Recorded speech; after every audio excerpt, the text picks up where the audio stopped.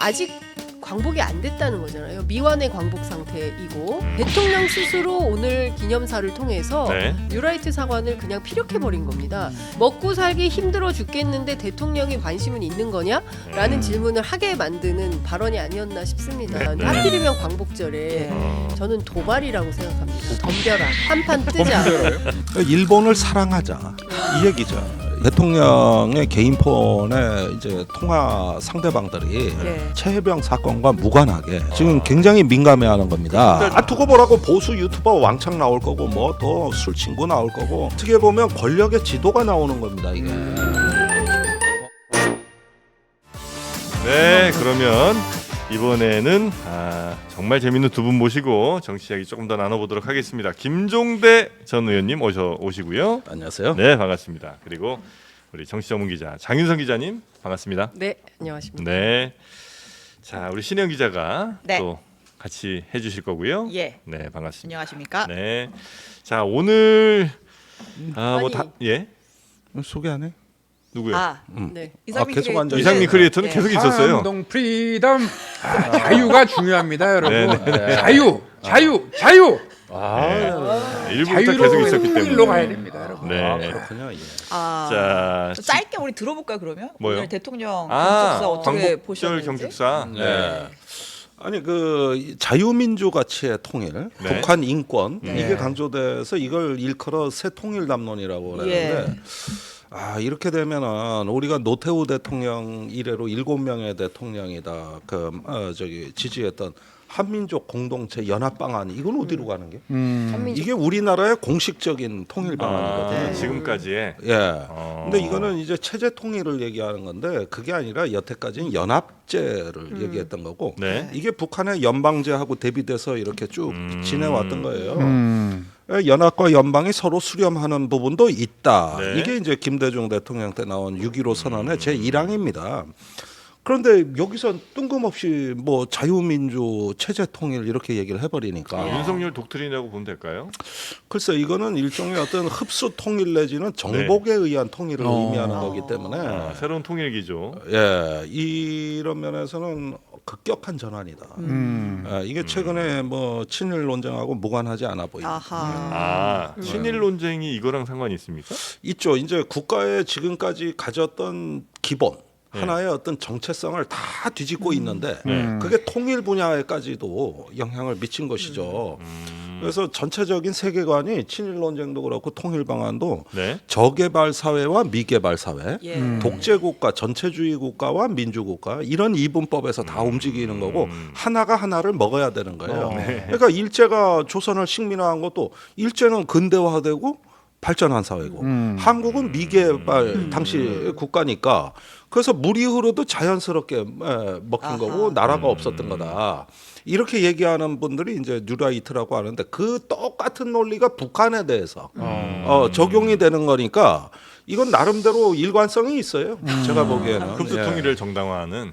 다 그렇게 전부 다 네. 그러니까 이제 국가의 기본 정신을 전부 다 리모델링하겠다. 재포장하겠다. 네. 이런 어떤 게 역시 예측했던 대로 네. 이것은 이미 신호가 나왔었다.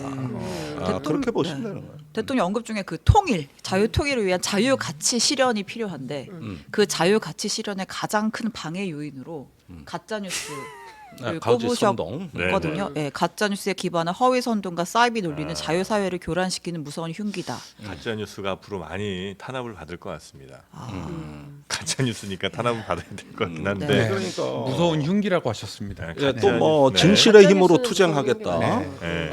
이런 얘기들 보면은 이제 지금까지 말씀드렸던 이제 그 발전론을 중심으로 한 예. 일제 식민지 남북 관계를 다 이렇게 예. 재단하는데 한 가지 키워드가 선명하잖아요. 그런데 이렇게 얘기할 수가 없는 거예요. 그러니까 이제 이 프레임이 어떻게 변화가 되냐면은 거짓 세력과 진실 세력. 예. 이런 식으로 국내 정치에서는 그렇게 적용이 되는 것이죠. 네. 그렇게 보면은 이제 윤 대통령의 사고에서는 모든 나라는 두 종류밖에 없는 거예요. 발전하는 나라와 망할 나라. 이렇게밖에. 그러니까 조선 식민지도 이 조선은 이미 망한 나라. 일제는 근대화된 나라 이런 이분법밖에 없는 거거든요. 그게 지금도 이제 적용이 된다고 볼 수 컬러 있는. 시대에서 이제 흑백 시대로 다시 돌아가는 거군요. 네, 그래서 이게 가장 비슷한 지도자가 얼마 전에 이스라엘의 네타냐후 총리가 미국 의회 연설에서 뭐라 그랬냐면은 지금의 가자 지구 전쟁은 문명과 야만의 싸움이다. 성과 악의 싸움이다 그랬거든요. 이렇게 어떤 그 성경에나 나올 법한 이분법이죠. 네. 천사와 악마의 네. 그런 지도자들이 주로 말이 이렇게 흘러간다. 네타냐후예요. 네. 네. 뭐라고 하셨죠? 네. 아니 네타냐후냐고 윤석열 아, 네타냐후. 윤타나유. 근데 아니 탕후루가 아니라 네타냐후. 탕후루가 아니라. 네, 저 타냐후. 네. 가짜 뉴스 하시면 큰일 납니다 네. 지금. 네. 가짜 뉴스는 굉장히 우리 조심해야 됩니다. 안경에는 윤석열 대통령 안 나옵니다. 신학 때 나왔습니다. 네, 안 나옵니다. 네. 구역을 다 외운다는데. 나올 법도 했는데. 네. 아니 저- 근데 네. 오늘 8.15 경축사에서 음. 사실은 어제 제가 그 다른 방송에서 서정욱 변호사랑 토론을 했는데 그 오늘 굉장히 중요한 대통령의 통일 독트린이 발표가 예. 됐는데 네. 핵심은 레짐 체인지에 있다 이런 얘기를 했어요. 아. 근데 아니나 다를까 오늘 대통령이 북한 인권을 상당히 강조를 하면서 네. 뭐 북한 인권과 관련돼서 거의 새로운 나라를 만들 분위기로 강조를 했습니다. 그러니까 네네네. 사실 이것은 북한을 향해서 뭐 대화하자고 무슨 주장도 하고 제안도 했지만 네. 그 내용을 그대로 받아들이기는 어렵고 사실은 북한을 향해서 전쟁 선포를 한 것이나 다름없는 태도 아닌가라는 생각이 좀 들거든요. 네. 그런데 사실 우리 국민들 입장에서 볼 때는 지금 국내 통합도 지금 안 되는 거잖아요. 국론 분열 지금까지 이런 광복절은 없었다는 수준이고 끝내 오늘 오전 10시에 대통령 따로 광복회 따로 기념 행사를 따로 한 겁니다. 그러면 국론 통일하고 그리고 내부에 있는 분열부터 좀 없앨 생각을 해야 되는데 아직 광복이 안 됐다는 거잖아요. 미완의 광복 상태이고 그리고 북녘까지 자유 통일이 완성될 때까지는 우리는 진정한 완전한 광복을 이뤘다고 보기 어렵다라는 게 대통령의 오늘 기조였어요. 네. 그러면 우리는 아직 해방되지 않은 조국에서 살고 있는 거고 굉장히 복잡해지는 겁니다. 그러니까 대통령 스스로 오늘 기념사를 통해서 네. 뉴라이트 사관을 그냥 피력해 버린 겁니다. 전 대단히 위중한 상황에 있고 이 역사 전쟁을 어떻게 마무리를 하려고 이렇게까지 폭판으로 끌고 오는 것인지 전 납득하기가 어렵다. 근데 최근에 있었던 여러 국방 라인의 인사 문제나 이런 네. 것들을 종합적으로 관찰할 필요가 있겠다라는 생각이 좀 들어요. 대통령이 역사 전쟁을 지금 진두지휘 중이라고 보시는 거죠? 저는 오늘 발표된 내용을 맥락을 들어보면 사실상 그렇다고 봅니다. 그래요? 그렇지 그래서 않습니다. 아닙니까? 대통령이 그랬잖아요. 먹고 살기 힘든데 광복절 무슨 아, 민세. 저는 그런 말 때문에 국민들이 더 뚜껑이 열린다고 생각합니다. 뚜껑 열립니다. 예, 먹고 살기 힘들어 죽겠는데 대통령이 먹고 사는 문제에 대해서 관심은 있는 거냐?라는 질문을 하게 만드는 발언이 아니었나 싶습니다. 네. 네. 자, 그러면 경축사 얘기는 요 정도로 아, 예. 근데 정리할까요? 그 이제 광복절 얘기 오늘 앞에서도 많이 해서 넘어가려고 했는데 아까 저는 댓글 보고 이 뉴스를 알았습니다. 뭐죠? 네. 오늘 또 그 KBS가 조금 시끌시끌한 그렇죠. 일이 있더라고요. 뭐예요? 그러니까 이제 어제 오늘 넘어오는 0시 땡 치는 자정에 네. 그 KBS 1TV에서 그 오페라 영상을 방영을 했대요. 네. 그러니까 뭐 문화 무슨 프로그램 이런 게 있잖아요. 그래서 KBS 중계석이라는 프로그램을 통해서 그 나비 부인이라는 오페라 녹화본을 방영을 했는데 이 오페라가 내용이 그 일본 여성과 미군 해군 장교의 사랑을 다룬 아, 오페라고. 네. 그래서 중간에 결혼식 장면이 나와요. 예. 근데 그 여자 주인공이 이제 기모노를 입고 등장을 하고 주변 인물들과 함께 그 기미가요가 연주가 되는 그런 장면이 이제 전파를 타서 이 광복절 0시에 이게 공영 방송에서 기미가요를 우리가 들어야 하는가라고 해서 좀 많은 항의가 쏟아지고 있다고 하네요. 예. 아, 그런 일이 있었어요. 예. 네, 아니 그러니까 이게 뭐. 오늘 또 튼다는 거거든요. 내일 또 튼다는 거죠. 예. 네, 오늘 틀고 내일 또 틀고. 같은 거를? 네. 왜? 그러면 편성을 할 때 이거 체크를 하지 않습니까? 그 편성에 대해서 논란이 있고 시청자 게시판이 지금 불이 나게 항의 글이 이제 올라오고 있고 네. 하필 저는 뭐 문화적으로 뭐 이런 그 푸치니 오페라니까 네. 뭐 할 수 있다고 보시는데 뭐 굳이 KBS에서 꼭 해야 되나라는 생각은 들지만 그래도 뭐 필요에 따라 편성할 수 있다고 생각합니다. 근데 네. 하필이면 광복절에 예. 하필이면 뭐 어제 오늘 연거 이렇게 비판이 많은데 내일 또 틀겠다라는 것은 저는 도발이라고 생각합니다. 도발이요? 도발. 예, 그러니까 덤벼라. 한 판 뜨자. 네, 저는 그런 식 아니고서야 해석이 안 되는 거 아니겠습니까?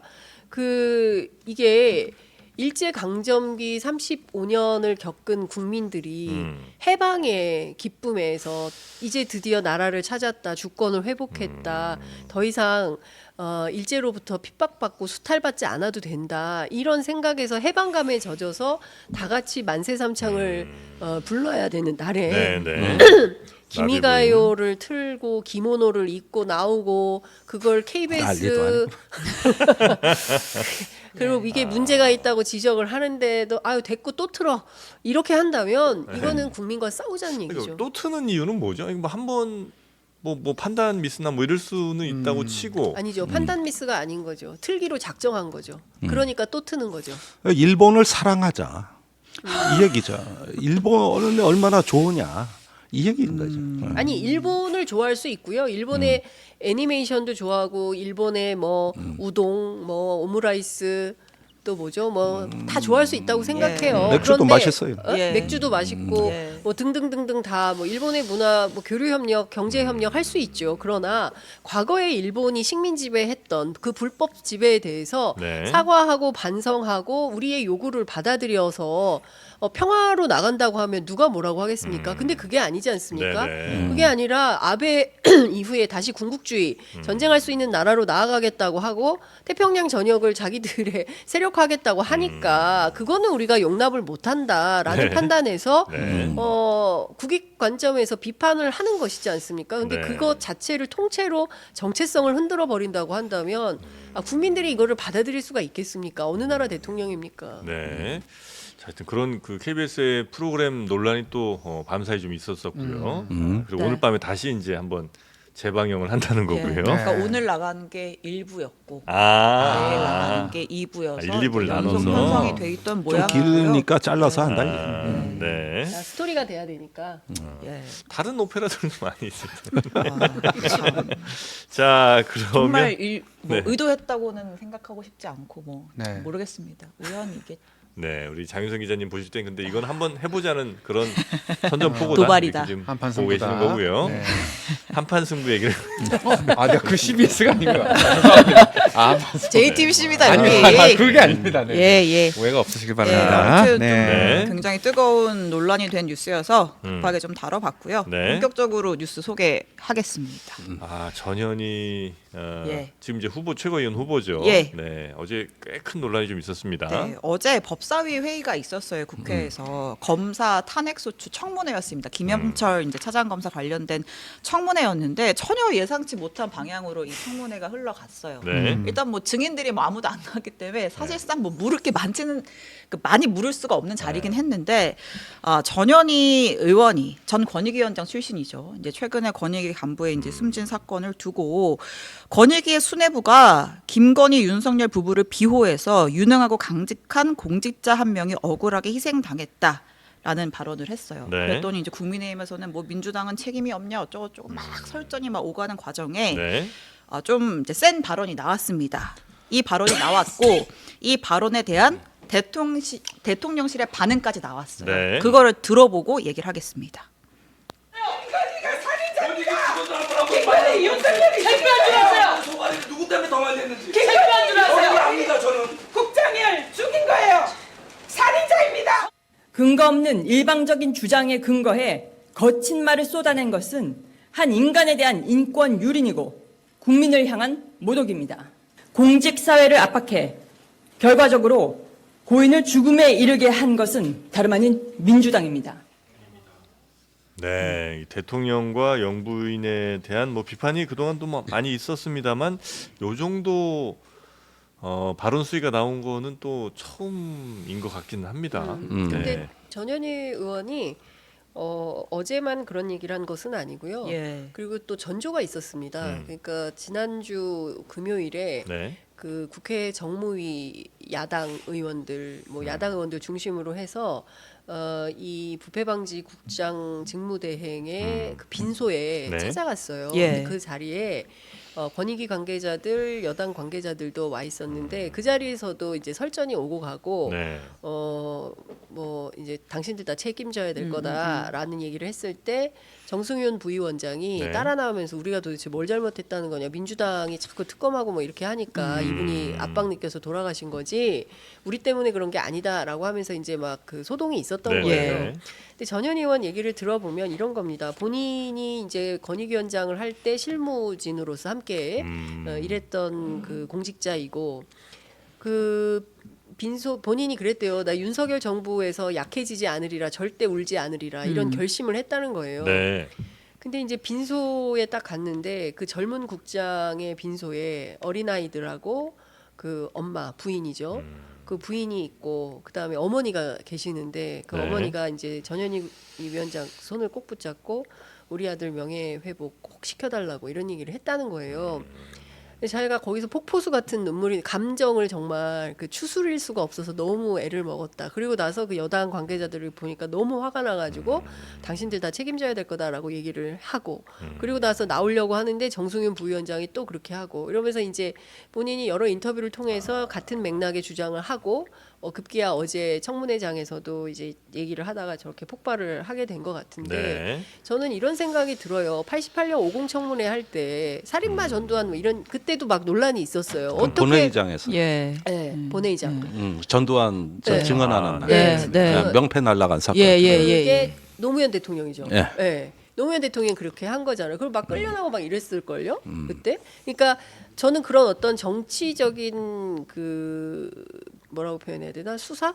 그러니까 정치적 표현 액션 뭐 일각에서는 최고위원 선거에서 득표하려고 그러는 거다 이렇게 주장하는 분들도 있긴 한데 네. 저 그거는 너무 좀 그 표피적인 뭐 그런 것도 있겠죠 개인적으로 그렇지만 그것 때문만은 아니다 이 맥락이 있는 얘기다 이런 말씀 좀 권익위에서 드려요. 또 오래 예 계셨고 계셨으니까. 또 그 지금 권익위가 난리예요. 네, 권익위 네, 그 네. 직원들이 그날 그 빈소 현장에서도 굉장히 비통해했고 지금 게시판을 통해서도 그렇고 정승윤 부위원장 당신 그만둬라라고 요구도 실제로 하고 있고 그래서 또 이 문제 해결되면 자기가 그만두겠다 얘기도 하고 예. 뭐 그런 네. 상황인 것 같습니다. 내부적으로 진상 규명해야 된다. 네. 목소리가 있죠. 근데 여러 가지 이제 사정들은 쭉 맥락이 보이는데 네. 일단은 국회라는 장소에서 나온 발언으로 거칠은 건 사실이죠.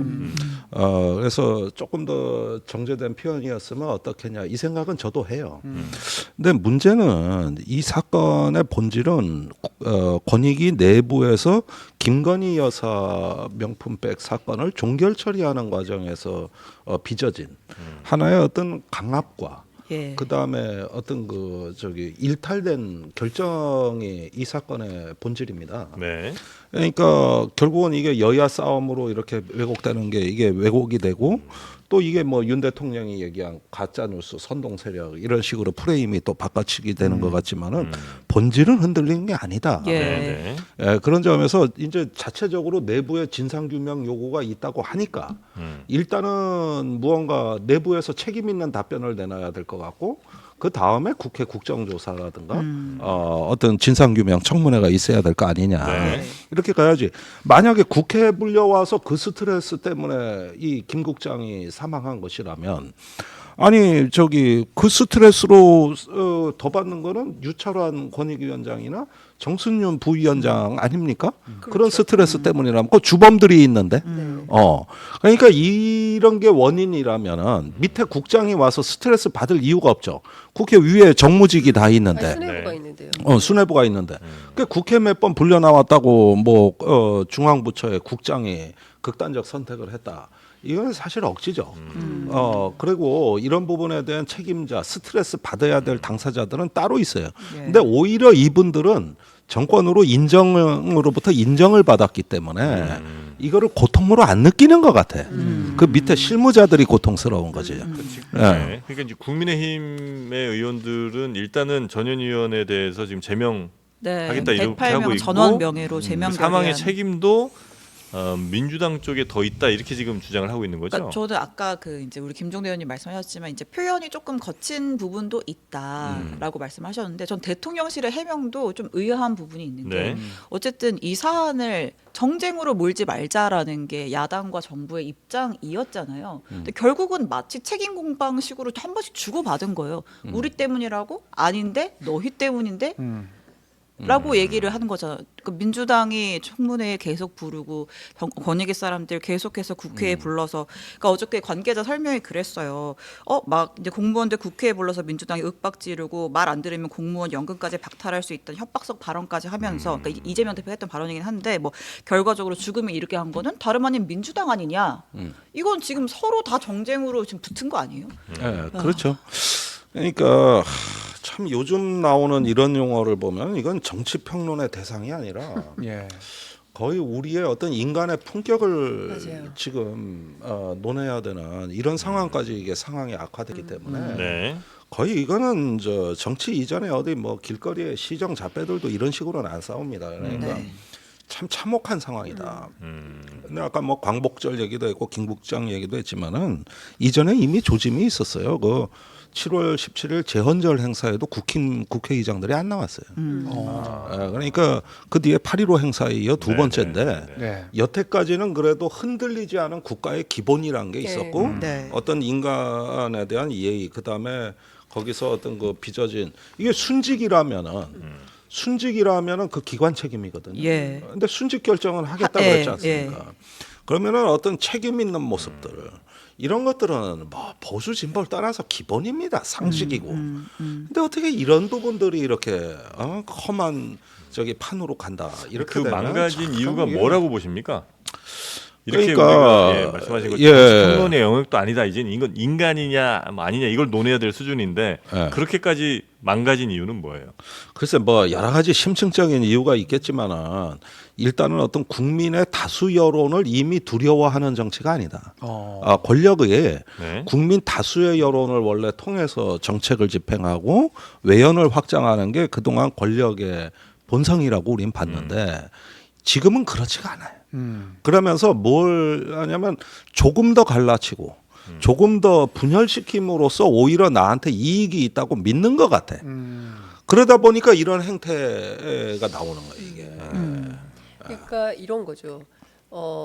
정권 안보, 권력 안보, 개인 안보에는 관심이 있지만 인간 안보, 그렇죠? 국민 안보, 네. 국가 안보에는 별로 관심이 없는 거죠. 그러니까 지지율이 떨어지든가 말든가. 그리고 뭐 30% 무너지고 20%에서 10%대로 떨어지더라도 네. 탄탄하게 그것이 아주 극단주의적 사고 방식이라 할지라도 뭐 많은 국민들이 이것은 친일 매국이다라고 비판을 할지라도 네. 그냥 간다. 왜? 지금 당장 나의 명운이 중요하니까 내 권력이 살아 있어야 되니까. 그리고 거기에 맹성하는 집단이 또 있지 않습니까? 네. 그러니까 그 집단만 보고 가는 거죠. 그러니까 결코 두렵지 않고. 근데 저는 결국은 자멸의 길이라고 생각해요. 그러니까 대한민국 그 오늘 저는 이종찬 광복회장의 메시지가 굉장히 저는 그 뭐랄까 진짜 큰 그 울림이 있었는데요. 이종찬 네. 광복회장이. 네. 네. 그 제가 조금 읽어드리면 네. 제가 올해 89입니다. 내년에 90이에요. 이승만 대통령부터 윤석열 대통령까지 멀지 않은 거리에서 역사를 바라봤습니다. 역사는 권력의 편이 아니라 정의의 편입니다. 이걸 체득해야 됩니다. 절대 역사를 배반하지 않겠습니다. 이런 얘기 하시거든요. 구순의 노인이. 네. 그러니까 이분이 무슨 얘기했냐면 친일의 뿌리를 뽑겠다고 하셨어요. 그리고 이것은 누굽니까 그 김형석 관장 개인 원포인트의 문제가 아니라 뭔가 네. 이 거대한 음모가 있고 그 다음에 뭐 용산 주변에 밀정의 그림자가 있고 뭐 이런 얘기를 하시잖아요. 네, 네, 그러니까 네. 이 노인이 무슨 뭐 사실 구순이시기 때문에 뭐 더 큰 뭐 자리 욕심이나 이런 게 있을 뿐이 아니잖아요. 그렇겠죠. 예, 네. 본인 말씀하신 대로. 그런데 이제 이분을 막 메신저를 공격하기 시작해요. 어제부터 조선일보 뭐 신지호 씨 같은 경우는 무슨 그런 망언을 합니까? 네네. 뭐 이런 방식으로 가는 것은 결과적으로는 지금 있는 소탐 대시를 하는 거죠. 윤석열 대통령과 그 권력 주변에 있는 사람들이. 그래서 저는 결국 자멸의 길로 아니 빠질 그게 거라고 봐요. 단순한 소탐 대실이 아니라 이거를 밥 우드워드라는 그 워싱턴 포스트 대기자가 네. 트럼프를 취재하면서 만든 개념이 있어요. 네. 그 현상이 이분이 말한 그 개념이 이제 여러 지도자들한테 나타난다는 건데 네. 트럼프를 일컬어 행정 권력의 신경쇠약 현상이라고 그랬어요. 아. 그러니까 그때 FBI나 CIA를 사유화하면서 네. 막 그 민주주의를 거침없이 네. 파괴하는. 그러다가 나중에 폭력 선동까지 했어요. 의사당을 쳐들어오죠. 난입했었죠. 그런데 11번을 트럼프를 인터뷰하고 쓴 경로라는 책에서 네. 대부분 이런 표현을 잘 안 쓰는 기자입니다. 사실관계 내러티브를 쓰지 어디 네. 이런 분석 기자의 금기 사항인데 총체적으로 이건 행정 권력의 신경쇠약 현상이다. 필름 제목이 또 경로예요. 그러니까 대한민국은 경로공화국이다. 모든 권력은 여사로부터 나온다. 뭔가 이런 식의 어떤 패러디가 가능해진 거. 이게 뭐냐면은 그 하나의 어떤 행정 권력이 끊임없이 내가 고립될지 모른다고 생각하는 불안감에서 나와. 네. 그래서 뭐 하나라도 충성을 더 확인해야 되는 이게 트럼프 말년의 행태인데 그걸 신경쇠약이라 그랬거든요. 네. 근데 우리는 이 현상이 집권 중반부부터 나타났다는 거죠. 그게 최근이에요. 내가 지금 고립될 수도 있다. 이 대통령과 뭐 혹은 뭐 영부인까지 해서 우리가 고립될 수도 있으니 어떻게든 나한테 조금이라도 잘못하는 것 같은 사람들은 가만두질 못하고 나에게 조금 더 안절부절 못하는. 잘하는 사람들이나 더 달콤한 말을 하는 사람들은 더 곁에 두려고 하는 그런 게 이제 나타나고 있다는 예, 말씀이세요? 그래서 크게 뉴스에 취급은 안 됐는데 네. 저는 이 정권의 정말 아킬레스건 아주 민감한 곳을 건드린 뉴스는 사실 전현희 위원장 뉴스라고 보지 않아요. 이건 공개된 거고 얼마든지 공방이 가능한데 네. 공수처의 대통령실에 아. 대통령의 개인 핸드폰 통화 기록이에요. 나는 이렇게. 이게 네. 가장 지금 치명적이다. 신경줄을 건드리는. 자, 사실 제일 큰 뉴스는 이거예요. 예. 관련 뉴스 좀 그 전해드리겠습니다. 네. 뉴스로 바로 넘어가 네. 보겠습니다. 자, 어저께 그 대통령실이 이제 전현희 의원 발언 가지고서 이제 브리핑을 했잖아요. 네. 이제 그리고 나서 이제 대통령실 관계자가 또 이러저러한 또 현안에 대한 설명을 하면서 무슨 얘기를 했냐면 말씀하신 그 공수처가 대통령 개인 휴대전화의 통화 기록을 확보한 것을 두고 굉장히 강하게 반발을 합니다. 자, 누군가 의도적으로 흘렸다면 공무상 비밀 누설죄이자 피의사실 공표에 해당하는 중범죄다. 관련자들은 책임을 져야 할 거다. 그리고 정작 공수처는 아직도 이종섭 전 국방부 장관에 대한 소환 조사조차 하지 못하고 있지 않느냐. 그러면서 대통령의 통화 내역을 들여다보겠다는 것이냐. 라고 이제 반발을 하고 있습니다. 예. 공수처에 대해 되게 불편한 감정을 이렇게 드러낸 것 같은데. 그러니까 수사는 제대로 안 하고 수사 기록 기밀을 유출하는 이 행태 공수처 잘하고 있는 거 맞아? 잘못하고 있잖아라고 한 거죠. 예, 예. 네.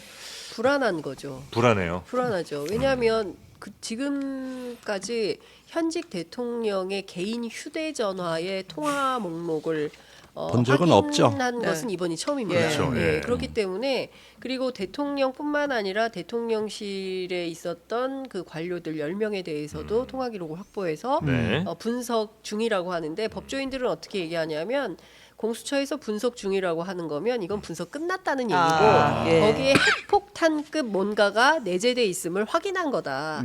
그랬기 때문에 언론에 알리는 거다. 이제 이런 얘기를 합니다. 그러니까 중요한 포인트는 당연히 그 예민해질 수밖에 없는 거죠. 네. 그 수사 결과에 따라서 물론 지금 공수처가 워낙 그 좀 미약한 조직이라서 본인들은 이게 차곡차곡 쌓아놓고 특검으로 넘기려고 자료를 수집하는 중이다. 뭐 이런 정도로 얘기를 하고 있지만 네. 어쨌든 그 어간에 상당한 핵폭탄급 뭔가가 장착돼 있음은 분명해 보인다라는 얘기가 공수처 주변에서 네. 흘러다닌다는 것이죠. 아니 근데 이거는 좀 정확히 봐야 되는 게 뭐냐면은 말 그대로 통화 기록이라고요. 그러면 최혜병 사건의 이제 스토리 라인을 구성하는데 언제쯤 전화가 오고 갔느냐 하는 참고 자료예요. 예. 이거 자체는 증거물이 아닙니다. 뭐 내용도 알 수 그런데 없는 거고. 네. 예. 정작 증거는 다른 데 있어요. 그게 이제 국방부 조사본부의 중요한 진술들이 요즘 나온 걸로 알려져 있어요. 외압을 받았다는 증거예요. 네. 예. 예, 이게 지금 나왔고 네. 그 박진희 당시 이종석 국방부 장관 군사보좌관의 업무 수첩이 나왔는데 네. 여기에 깨알같이 적혀 있는 거예요. 그러면은 메인 증거는 이런 어떤 그 법원에 제출 가능한 증거는 이런 것들이고 통신 기록은 그때 정황을 알려줄 수 있는 하나의 참고 자료인 거고 이건 증거물이 아니에요. 그런데 네. 왜 민감할까 하는 거는 이 문제가 아니라는 거예요. 거기 그 대통령의 개인 폰의 이제 통화 상대방들이 예. 이 부분이 일단은 정권 입장에서는 최혜병 사건과 무관하게 지금 굉장히 민감해하는 겁니다. 한 달 동안 개인 폰으로 통화한 사람들이 누구냐가 굉장히 7, 중요할 수 8, 있는데 그게 민감한 거예요. 두고 보라고 보수 유튜버 왕창 나올 거고 뭐 더 술 친구 나올 거고 뭐 저 보면은 이게 뭐 이땡땡 고땡땡 뭐 이렇게 나올 수 있으니까. 어떻게 보면은 이거야 사실 공개되기는 어렵지만 어떻게 보면 권력의 지도가 나오는 겁니다 이게. 그렇죠.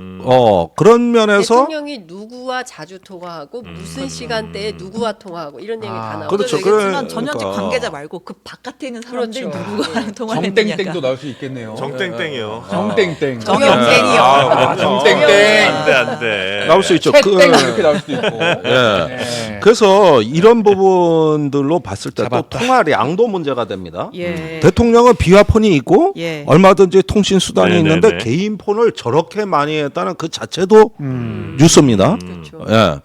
그래서 이게 사실은 저기 뭐냐 용산이 도감청에 뚫린다는 건 우리 일찍부터 다 알아요.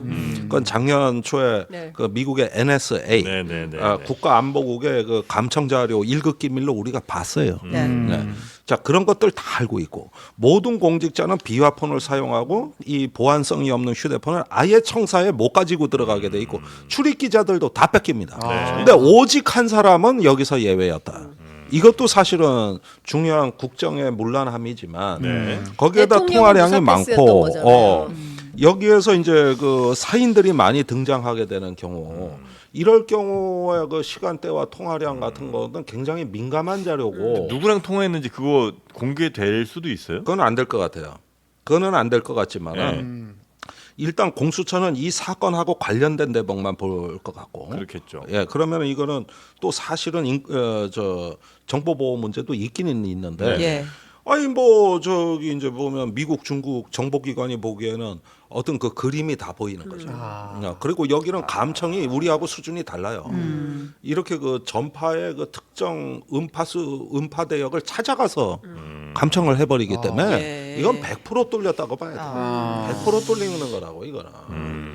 아니 근데 그것도 심각하지만 대통령이 밤에 이 사람 저 사람한테 전화해서 뭐요? 다 얘기를 할 시원하게 수가 없네. 말씀하세요. 뭔데요? 답답해. 하여간 아니 뭐 별의별 얘기가 다 여사한테도 돼. 다 밝히기 어려운 통화 내역인데. 뭐. 그러니까 별 네. 얘기들이 다 나오고 네. 있기 때문에 근데 네. 그게 만약에 모두 다 공개적으로 전원입니다. 예, 예, 공개적으로 확인이 된다고 한다면 그 참 심각한 문제가 되는 거겠죠. 근데 이 사건과 관련해서 028007070 전화가 누구 네. 거냐 그리고 당시에 어디에 설치된 전화고 뭐냐 이게 되게 논란이 됐었는데 5층 집무실이냐 뭐 3층 집무실이냐 예. 뭐 이런 논란이 있었는데 3층은 대통령 수석 비서관 회의를 하는 장소로서 녹음이 가능해서 회의는 항상 거기서 해야 되는데 아마도 2023년 7월 31일 오전 10시, 11시에 있었던 그 회의는 3층에서 열린 것 같다. 그리고 네. 이 전화는 그 전화고 이것은 대통령이 쓴 걸로 보인다라는 얘기도 공수처 주변에서 나옵니다. 밤에도 이렇게 통화를 많이 하신대요?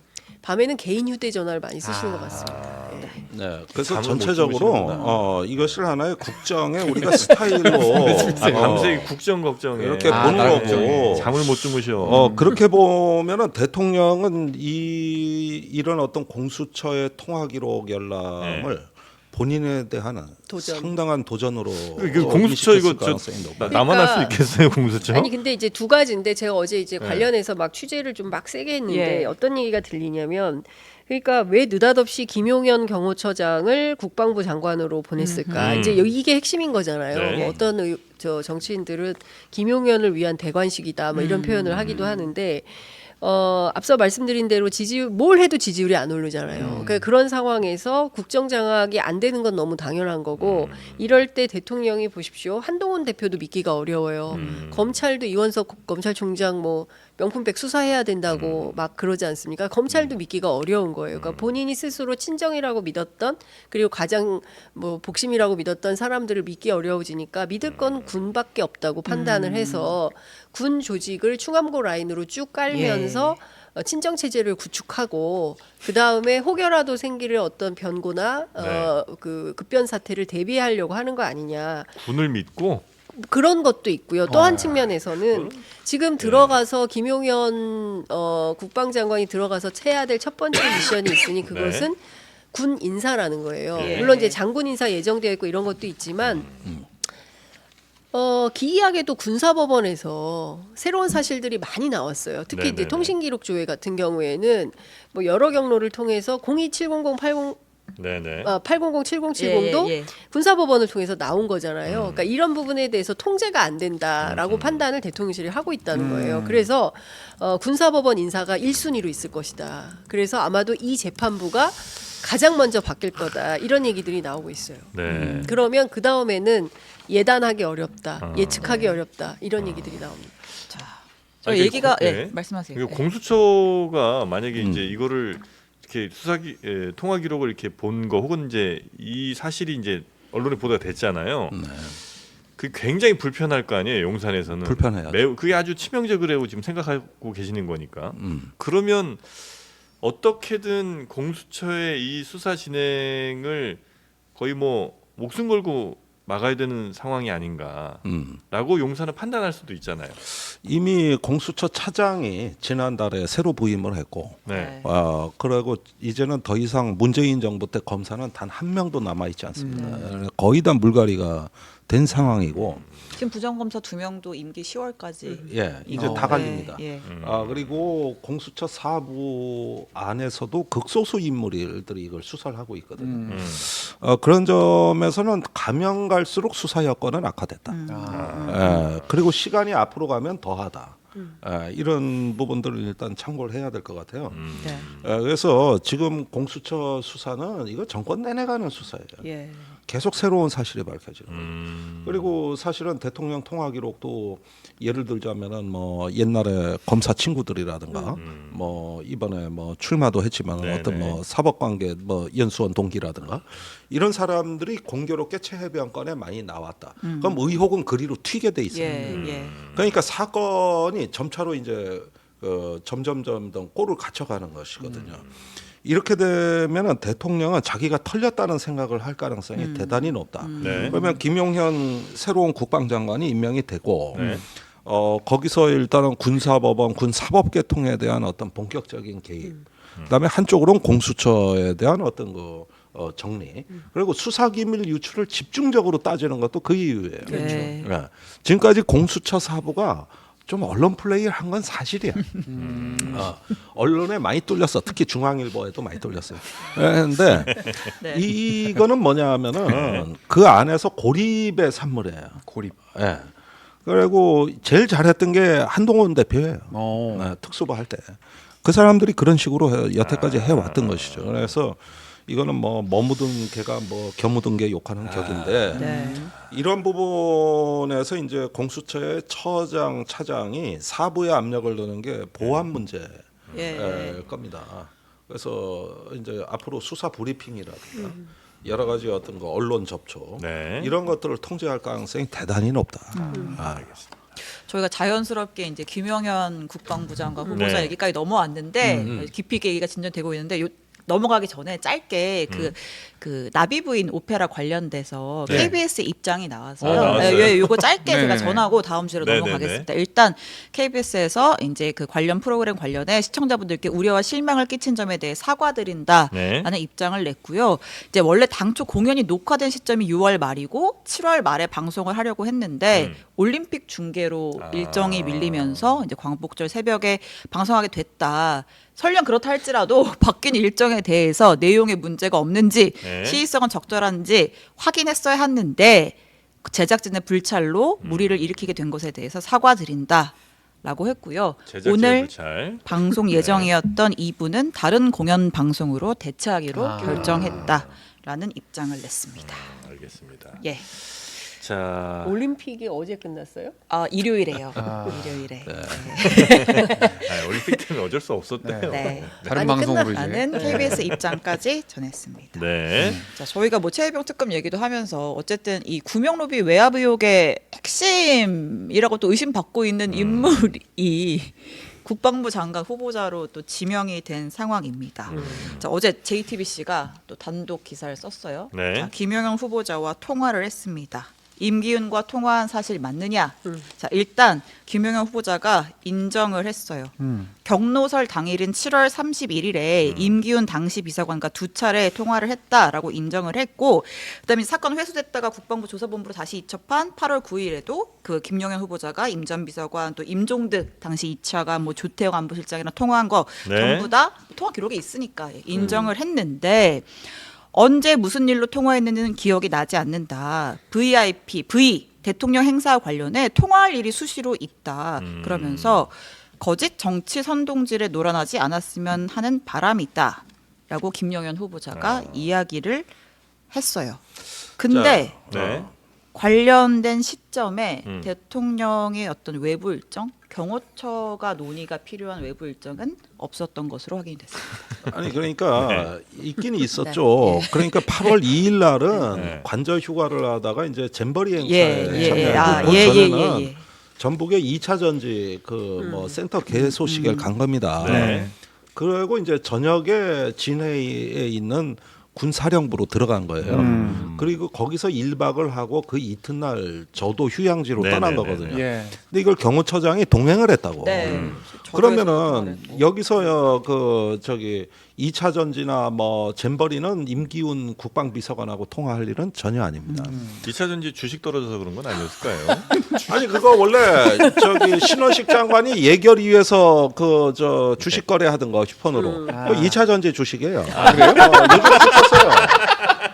요즘 저기 빨리 주식사 하고 전화했을 수는 있죠. 오늘 급하니까. 대통령이 가니까. 네. 그런데 그 사람들 저 올해 주식값으로 다 망한 정보예요. 완전히 망했어요. 네네. 네. 그랬는데 이때가 이제 저 7월 31일경부터 8월 9일까지 일단 통화 기록은 지금 나왔는데 네. 이때 경호처장이 11번 등장합니다. 그러니까 기존의 통화 기록상으로. 네. 근데 이제 더 나올 거예요. 근데 그 중에서 저기 통화를 주로 한 당사자가 이종석 국방부 장관하고 임기훈 비서관 네. 두 명을 합쳐서 11번이에요. 그러면은 저기 7월 31일에서 이제 그 수석보좌관회의가 있고 8월 1일 날 휴가하고 그 다음으로 8월 9일까지 가는데 8월 9일 날이 군 조사본부로 최해병 사건이 이첩된 네. 날이에요. 그러니까 요때가 가장 중요한 네, 시기라고 네, 네, 봤는데 11번 나온다.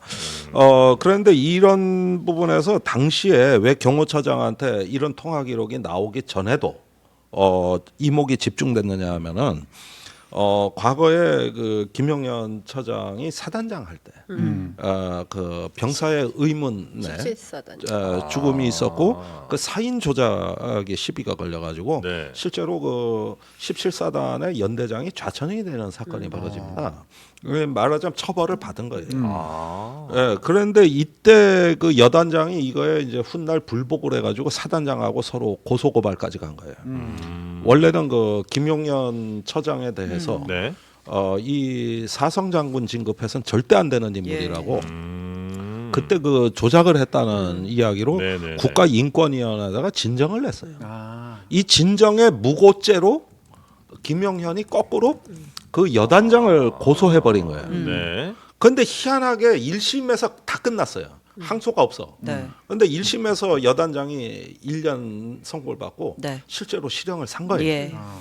그러니까 이 사건이 그 지금도 이제 미완의 사건이고 왜 항소를 안 했느냐 이런 부분도 지금 다 의혹으로 예, 남아 있는 예, 예. 사건입니다.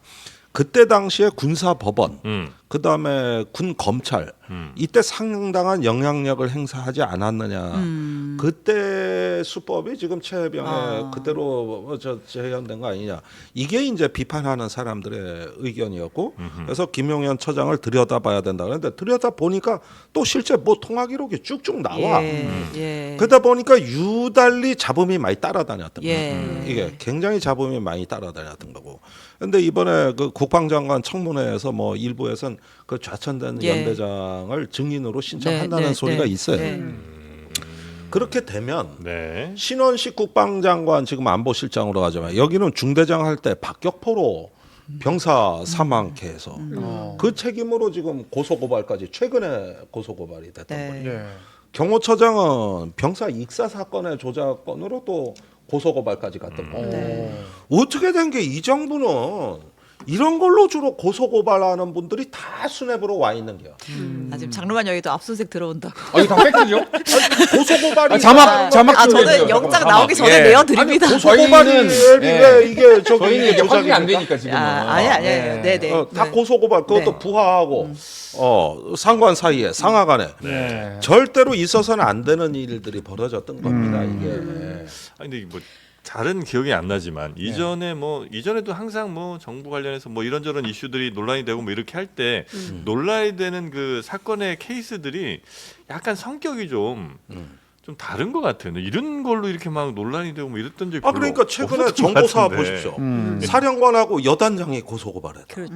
그러니까 대통령 이게 입장에서는 그 예전에 김용현 후보자가 그 입장에서는 그래도 잘 수습을 했다라고 평가를 하니까 이렇게 계속 이번에도 좀 잘해봐 이런 거예요. 그러면. 네. 그러니까 이 부분도 역시 제가 보기에는 김용현 차장이 모든 진상을 알고 있는 것 같아요. 가장 측근에 있었고 그때 문제가 되던 8월 2일도 휴가지 또 수행을 네네. 했었고 이런 여러 가지로 봤을 때 모를래야 모를 수가 없어요. 그러면은 일단은 저 신원식 장관은 조금 뭐 군 작전 이런 건 정통한데 가끔 내가 봐도 좀 어리버리할 때가 있거든. 이 약간 정무적인 감각. 용산 내부에서 그런 평가가 있었다고 하더라고요. 네. 좀 그래요.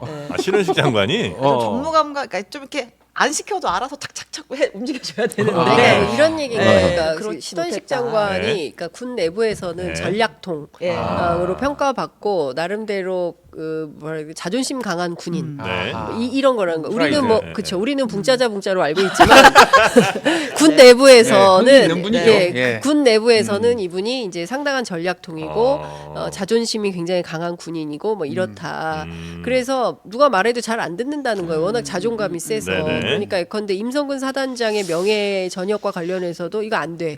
이런 판단을 하는 것이고 그리고 최혜병 사건과 관련해서도 신원식 장관이 생각보다 적극적으로 뭘 안 하는 거예요, 역할을. 그러니까 그런 측면에서 볼 때는 붕짜자붕짜 잘할 거라고 기대했는데 그게 아니네. 네. 제대로 안 하네. 이런. 그래서 사실상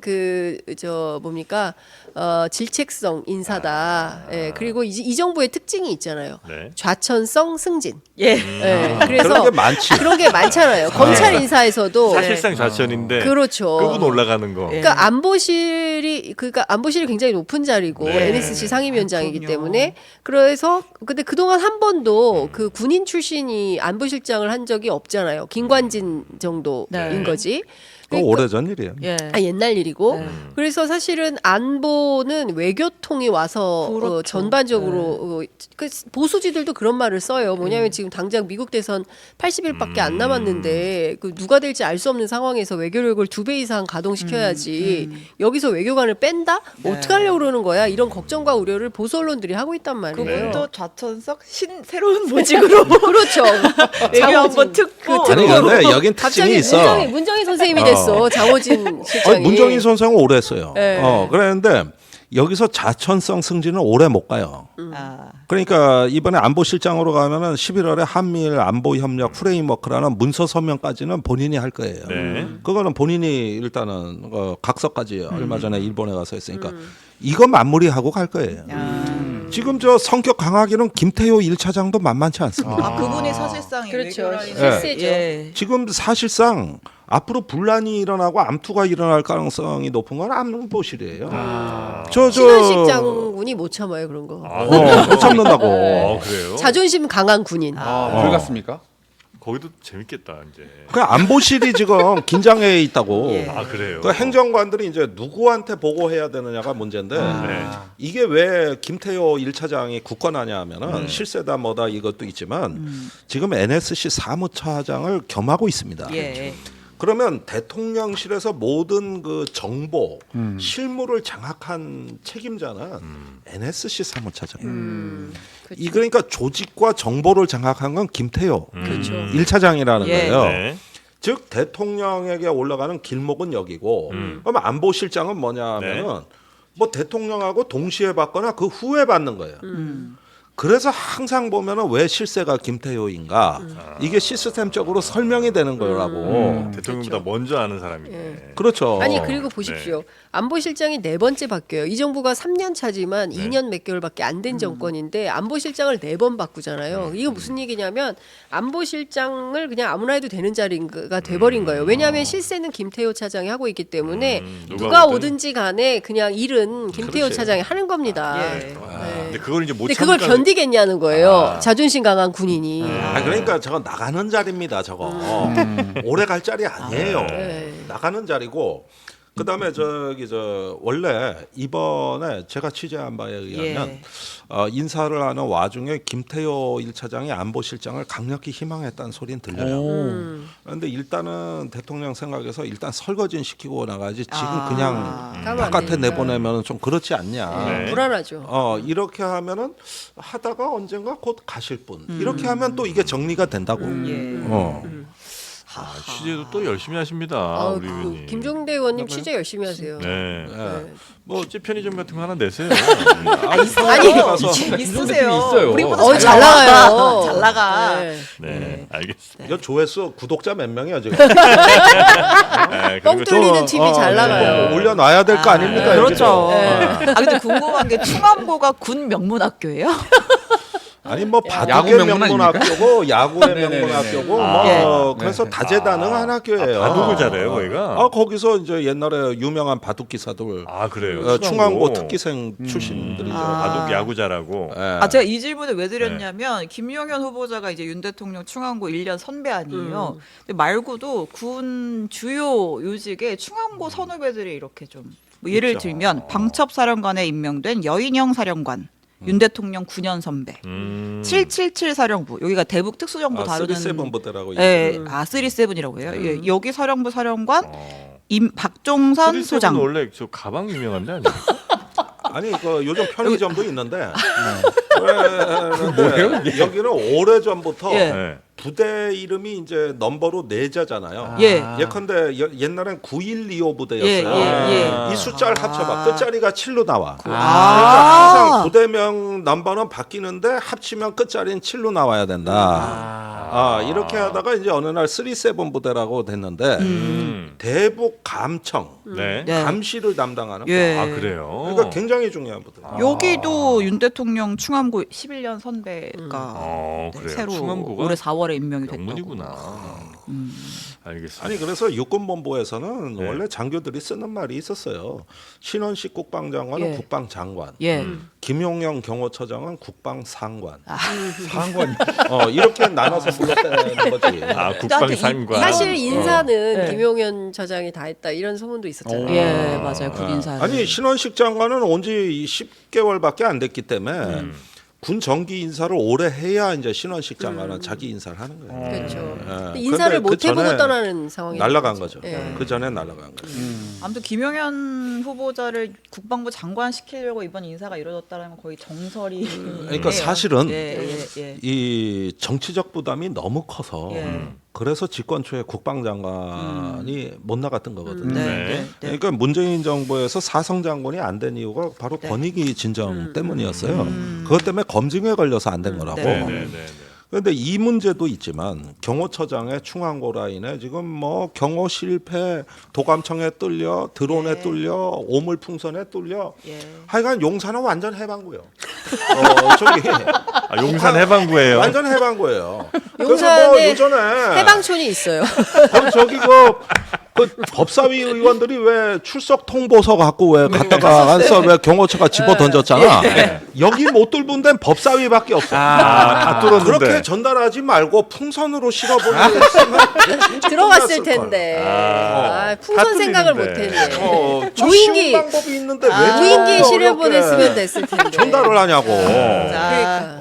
거기는 다 날도 뚫려. 덥고 비도 너무 많이 와가지고 엄청 힘들었어요. 제가 그날 현장 그러니까 취재. 왜 그렇게 하냐 그러니까. 이거 내 얘기가. 풍선이 있는데. 육지로 갈 게 아니라 풍선이나 드론을 이용했어야 됐다. 네. 그렇지. 그 주변에 문방구 가서 하나 샀으면 됐어. 아, 그만 놀리세요, 이제. 출연자 개인의 의견입니다. JTBC와 출연자 휴휴. 우리는 무관합니다. 네.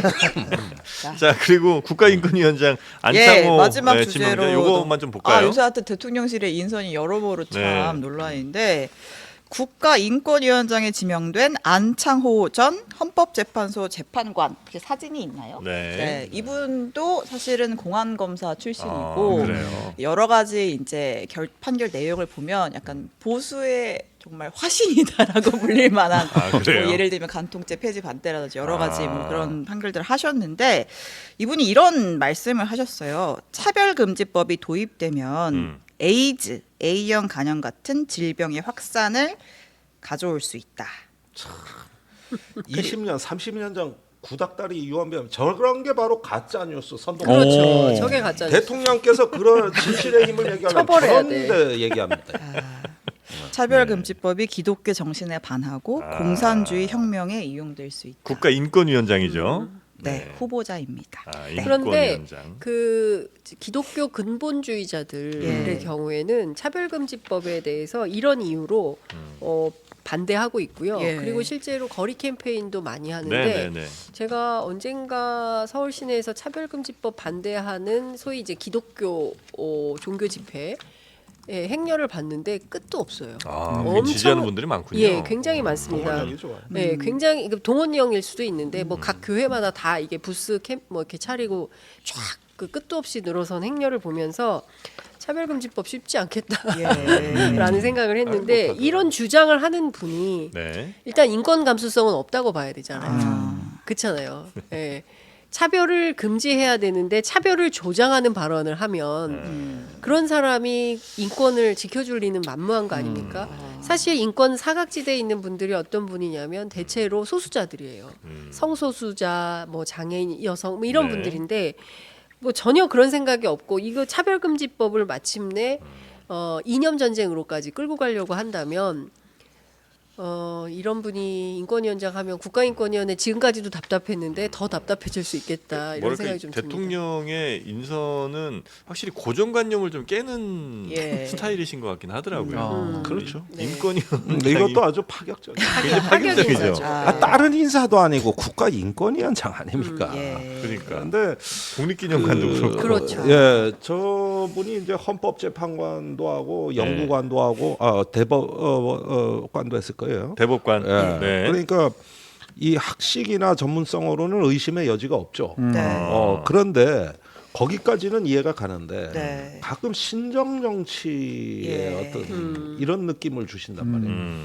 이게 정교는 확실히 분리돼야 되는데 이분은 기독교와 공산주의에 그게 이제 그 어떤 굉장히 교리적인 얘기를 국가 정책에 막 개입을 시키세요. 요 대목에 경계선이 없다는 거. 이게 굉장히 위험한 대목이고 지금 이렇게 되면은 인권위가 지금까지 그 차별금지법을 제한한 국가기관인데 여기에서 앞으로 각종 그 인권 부분들이 이제 위축되는 게 불을 보듯 뻔한 게 최해병 사건 때 어땠습니까? 김용원 그 국방감독관 인권위원 군인권 보호관. 군인권 보호관 거기서 저기 지금까지 그 말을 번복하고 장관 전화 한마디에 말을 바꾼 거 아닙니까? 그다음에 회의도 졸속으로 하고 이랬는데 그 위에 인권위원장이 또 이런 분이 오시는 거예요.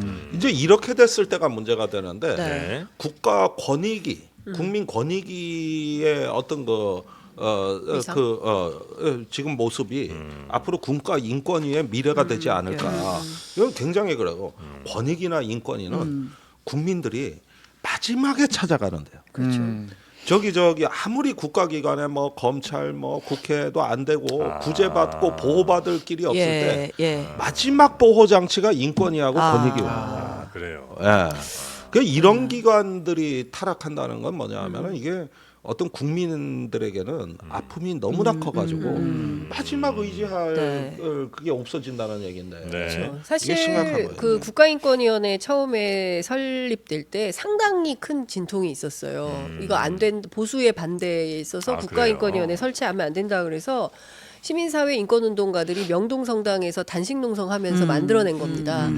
그래서 사실은 그 아시아의 국가인권위원회를 둔 나라가 몇 없어요. 예, 그러니까 우리나라가 굉장히 이 국가인권위원회를 설치하면서 인권 선진국으로 발돋움하고 아시아에서 민주 국가로 굉장히 그 각광받으면서 동남아시아에서 인권위원회도 찾아오고 뭐 대한민국의 민주주의 예. 역사를 순례하고 막 이런 정도의 인권 선진국인데 이런 분들이 와가지고 인권위원장을 맡으면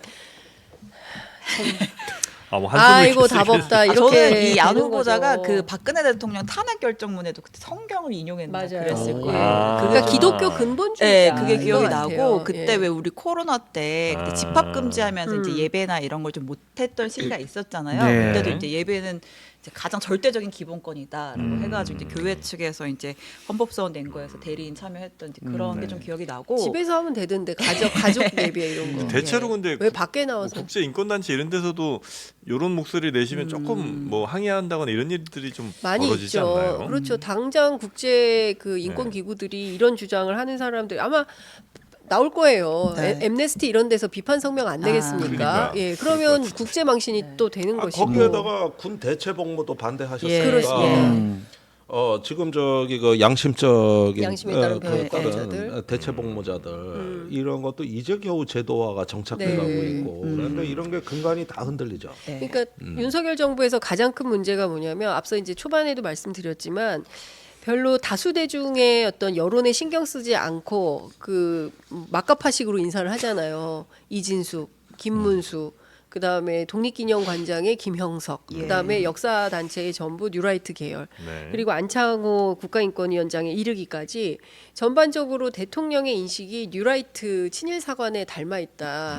오늘 이거 보니까 국가인권위원장 후보자인 안창호 후보자가 했다는 얘기하고 오늘 대통령이 발표한 8.15 경축사하고 네. 맥락이 다 있어요. 그래요? 요거는 예. 저희가 그 짧게 들어볼게요. 대통령이 분명히 불필요한 건국적인 논쟁하지 말라고 했는데 네. 안창호 후보자가 지난 6월에 그 이승만 대통령 영화 건국전쟁 개봉했을 때 관련해서 어떤 코멘트를 했어요. 이런 얘기를 했어요. 들어볼게요. 상해 임시정부는 건국 행위가라고는 할 수 있어요. 그런 행위로서 인정은 될 수 있다 하더라도 그 자체가 건국의 완성이 건국이라고는 할 수 없다. 네. 예. 상해 상해 임시 임시정부를 정부에 대해서 저 뒤에 말도 더 기가 막혀요. 아, 저 뒤엔 저게 뭐예요? 다가 아니에요. 아니 뭐 임시정부가 뭐 재산권을 확립해 줬냐, 인권을 확립해 줬냐, 뭐 저기 선거를 했냐. 그게 어떻게 저기 건국이냐. 그게 이 나라냐? 말이 계속 나오죠 이제. 그 말이 계속 나와가지고 망명 정부는 정부가 아니라는 얘기인데 이렇게 되면은. 저기 지금까지 누라이트 얘기한 대로 이제 그 일본 그때 그거는 일본이 다 해준 거다. 그게 신원식 장관 얘기 아닙니까? 그렇죠. 일본이 재산권, 인권 개념 다 해주지 않았냐? 식민지 근대화론이 뭐 다 그런 거죠. 근데 오늘 대통령도 그런 얘기를 했어요.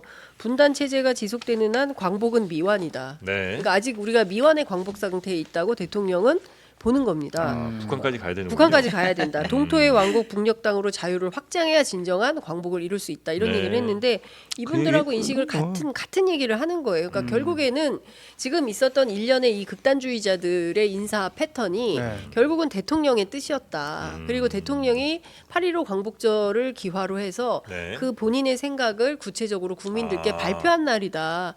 매우 아니, 그런데 역사적인 날인 것 같습니다. 윤석열 여기서- 유니버스를 좀 확장하는 자 우리가 이걸 좀 봐야 돼요. 네. 그 2차 대전 전에 원래 나치는 독일 못지않게 노르웨이가 셌습니다. 노르웨이. 거기가 파시즘 운동이 가장 강했던 나라예요. 연어. 네. 그런데 왜 저기 권력을 못 잡아봤느냐? 예. 보수 진보가 협력해서 막은 겁니다. 최근에 프랑스의 르펜이 네네. 그 그렇죠. 저기 계속 도약을 해서 자칫 일당이 될 때 네. 좌파 우파 정당이 연합을 해서 르펜을 막은 거예요. 아. 그러니까 극단주의 세력이 등장할 때 민주국가냐 아니냐를 판단하는 척도는 그런 어떤 그 극단주의 세력을 막기 위해 정치적 견해와 관점이 다른 세력끼리 연합했느냐 아니냐. 그렇죠. 이거를 민주주의 국가냐 권위주의로 타락하느냐를 그냥 기준점으로 보는 거예요. 나는 쟤네들 싫으니까 저 이상한 애들 등장하든 말든 난 너 싫어 이렇게 하면 안 되는군요. 일단 그렇죠. 굉장히 이상한 뭐가 나올 때는 어. 너 싫어도 너랑 의견이 달라도 그래도 함께 적어놔니지 않니? 요 정도는 그렇죠. 해줘야 된다는 거군요. 이게 노회찬 의원이 여태까지 얘기했잖아요. 우주인이 침공하면 일본하고 협력해서 싸워야지 어떻게 하겠냐 이런 아니, 거죠. 그러니까 이게 이탈리아에서 그 시도가 있다 실패하는 바람에 무솔리니가 집권을 한 겁니다. 그런데 미국에서 그게 지금 실패한 거야. 네. 트럼프에 대해서 공화당이 타락한 거죠. 그래서 일극 체제가 된 거예요. 그래서 미국이 이제 민주주의가 붕괴된 거라고 얘기하는 거거든요. 지금 우리가 이런 얘기에 있어 가장 아픈 대목은 뭐냐면 시민 사회나 진보 민주 세력은 원래 했던 얘기를 해요. 보수가 꿈쩍을 안 한다는 거예요. 이게 지금 가장 아픈 대목이에요. 과거에 저기 김영석 그 관장이나 아니면 오늘 뭐 안창호 위원장이나 이런 사람들은 네. 과거 보수 정권에도 공직에 못 나오는 사람들입니다. 아니 이진숙 후보자가 그런 사람이잖아요. 윤석열 캠프에서 안 받은 사람이잖아요. 이 사람까지 가면 안 된다. 장제원 의원이 반대했다는 거잖아요. 그런데 이분을 등용을 하지 않습니까? 그러니까 이럴 때 통상적인 어떤 그 대한민국은 보수 진보에 별 차이가 없었어요. 그러면서 극단 세력은 주변화 시켜왔던 게 그렇죠. 우리 민주 헌정의 그 기본 틀이었다는 거죠. 근데 지금 윤석열 정부에서 제가 두려워하는 측면은 뭐냐면 네. 보수가 말이 없다는 거예요. 그리고 분명히 올드라이트들은 이런 뉴라이트 인사를 찬성 안 합니다. 이명박 박근혜도 불가능한 인사예요. 그런데 거꾸로 가서 밥 먹는다는 거예요. 관저에 가가지고. 유일하게 하시는 분이 이종창 광복 회장인 거예요. 그렇습니다. 그러니까 이런 상황에서 우리가 걱정해야 되는 것은 여기서 그 보수니 진보니 이런 말로 해가지고 협력을 안 하고 네. 이 추세가 계속 갔을 때 그러면은 저기 헝가리 같이 되는 거고 이스라엘 같이 되는 겁니다. 더 나가서 미국 같이 되는 거고 인도 같이 되는 거거든요. 이게 민주주의 다양성 연구의 그저 제이뎀이라고 스웨덴의 민주주의 다양성 연구소에서 맨날 지적하는 게 이거예요. 그렇죠. 네, 네. 민주주의 후퇴 맨날 지적하는 게. 그런데 지금 한국 사회가 딱 그 시험대에 오른 거예요. 네. 여기서 그냥 넘어가느냐 아니면은 저기 뭐냐 그래도 보수 진보가 합쳐서 예. 이거에 답을 같은 찾느냐. 목소리를 아니 그러니까 이거예요, 이게. 정말 지금 중요한 것은 뭐냐면 우리가 공정과 상식을 회복해서 민주국가로 더 많은 민주주의 국가로 나아가느냐 아니면 말씀하신 대로 다시 권위주의 국가로 후퇴하느냐 그 명운의 걸림길에 이제 지금 딱 있는 거고 공정과 상식은 대통령의 제일 슬로건이긴 네. 했지만 지금 완전히 실종된 상태고 보수 네. 안에서도 말들이 많아요. 그러니까 윤석열 대통령을 보수라고 볼 수 있냐, 보수 참칭이 정말 윤석열 대통령 아니냐 이렇게 얘기를 하고 그 이종찬 광복 회장이야말로 올드라이트의 뭐 본산이라고 할 수 있는 분이죠. 군인 출신이 육사의 군인 출신이죠. 그리고 안기부장을 역임한 사람 아닙니까? 근데 그런 분들이 보기에도 이건 도대체가 참을 수가 없다라고 판단하니까 내가 친일의 뿌리를 뽑겠다고 나서는 거 아니겠습니까? 네. 그러니까 그런 측면에서 보자면 이 노선에 대해서는 사실은 국민의힘이 나와야 돼요. 올드라이트들이 나와서 판을 정리를 해야 될 필요가 있는 겁니다. 그런데 저렇게 입국닷하고 기회주의적 행태를 보인다고 한다면 네. 저는 그 자체로 이게 그냥 수구의 역사로 멸종되고 말 거다. 저는 그렇게 전망합니다. 역사에 죄를 짓는 일이다. 그렇죠. 아니 예. 그걸 회복하는데 한국 사회가 치러야 될 비용과 너무 이게 많죠. 너무 시간이 이게 너무 뼈 아프다는 거예요. 네. 오래 걸려요. 10년 네. 이상 걸립니다. 한 번 이렇게 무너지고 나면. 그런데 대한민국은 여태까지 그 많은 민주화 항쟁의 어떤 역사와 굴곡을 겪으면서도 어떨 땐 보수 진보가 협력을 했다. 대표적으로 87년 민주화가 그렇게 했던 거고 네. 박근혜 대통령 탄핵이 탄핵이 그런 그렇죠. 거고 그게 어디 진보가 한 겁니까? 보수의 각성과 진보의 협력으로 민주주의가 쌓아 올려져 와가지고 극단주의 세력을 우리가 발붙이지 못하게 했던 거. 네. 이게 지금까지 국가의 기본을 만들어 온 건데 지금 그 역사가 안 나온다? 이건 심각한 거예요. 예. 사실은 한동훈 대표가 네. 이럴 때 한마디 하면서 나는 국민들의 우려를 알고 이런 인사에 찬성 못한다. 이 한마디면 돼. 그렇게 해가지고 보수 진보가 아니, 이런 건 진짜로 같이 한번 얘기해 볼 수 있으면 되는 거예요. 한동훈 대표 주변이 뉴라이트예요 지금. 그러니까. 신지호 보세요. 어디서 그런 막말을 할 수가 있겠습니까? 그러니까 저기도 같은 그런 어떤 양상이 되는 그게 미국 공화당의 길로 가는 거예요. 네. 결국 트럼프의 폭력 행위를 옹호해 버렸잖아. 네. 그러면서 오늘 만약에 이번에 트럼프가 당선 안 되면은 네. 그 사람들 지금 무장 반란 일으키겠다고 해서 그거 걱정하는 사람들 많습니다. 어떻게 에이 미국 사회가 정대 I'm Trump 무장 반란 안 일어나요. I'm 예. 착해. I'm 귀 착해. 아파요 지금. 귀 아파? 네. You like Harris? 아니 no. Thank you. 김치 I 좋아요. cannot speak English. 예. 네. 이어지는 이야기는 우리 21반 유튜브 김종대의 뻥 뚫리는 네. TV에서 들어보면 어떨까 아, 싶습니다. 좋습니다. 네. 예. 자, 오늘은 우리 네. 두 분과 이 정도 이야기 마무리하고요. 예. 그래서 어떤 분들은 그러시더라고요. 이동관을 받았어야 된다. 왜 이동관 방통위원장을 안 받아서 이렇게까지 오냐 이런 얘기 하시는 분도 있습니다. 이동관 저 방통위원장 요즘 잘 계시죠? 두고 왔습니다. 아, 두고 왔어요? 너무 많이 가지고 한참 네. 재밌었는데. 예. 네. 그럼 오늘은 요 정도에서 광복절 8월 15일 아, 예, 저희 라이브 방송은 마무리를 하고 네, 내일 아침에 저희는 다시 뵙도록 하겠습니다. 네. 아유, 하여튼 오늘 쉬는 날인데 그래도 함께 해주셔서 뜻깊은 대단히, 날인데 예, 뭐 대단히 감사하고요. 네, 다음 주에 잘 부탁드리겠습니다. 오늘 오후에 또 방송 있으세요? 네, 저는 아. 지금 민족 문제 연구소가 주관하는 아. 오후 2시에 효창공원에서 아, 예. 2시에요? 바로 예. 가셔야 그러니까 되겠네요. 오늘 네. 세 개가 밥을 못 열리는 먹어. 거예요. 맞아요. 예, 맞아요. 네. 세종문화회관 네. 효창공원 네. 이렇게 해가지고. 그래서 얼른 가는데 예. 네. 뒤에 열정들 잘 소화하시기 바라겠습니다. 네. 저희는 여기서 인사드리겠습니다. 함께해 주신 여러분 고맙습니다. 감사합니다.